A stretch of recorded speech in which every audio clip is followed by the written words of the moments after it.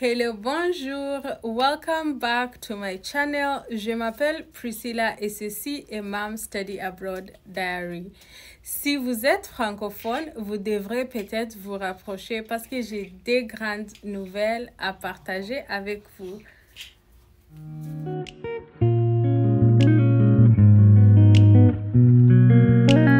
Le ministre Mac Miller a annoncé des nouvelles initiatives qui concernent les francophones. Je vais tout vous expliquer. Il a annoncé le programme pilote pour les étudiants des communautés francophones minoritaires FMCSP. Ce programme débutera le 26 août de cette année 2024. Ce programme vise à attirer et retenir des étudiants francophones venant d'Afrique, du Moyen-Orient et des Amériques. Voici les critères d'éligibilité pour ceux qui sont intéressés. Première exigence, il faut être citoyen d'un pays membre de la francophonie. Numéro 2, il faut avoir une lettre d'acceptance d'un établissement canadien participant. Numéro 3, il faut avoir le programme doit être postsecondaire à temps plein, durer au moins 2 ans et mener à un diplôme ou un certificat avec plus de 50% des cours enseignés en français. Côté finances, il faut démontrer des fonds suffisants pour couvrir les frais de scolarité et les dépenses de subsistance. Numéro 5, il faut prouver une compétence linguistique en français de niveau 5 ou plus sur l'échelle des niveaux de compétences linguistiques canadiennes NCLC. Et puis, dernièrement, vous devez vivre à l'extérieur du Canada au moment de la candidature. Quels sont les pays inclus? En Afrique, nous avons Bénin, Burkina Faso, Burundi, Cameroun, Côte d'Ivoire, République démocratique du Congo, Sénégal, Togo, Tunis, Rwanda et bien d'autres pays de la francophonie. En Moyen-Orient, nous avons Égypte. En Amérique, nous avons Haïti, Dominique et Sainte-Lucie.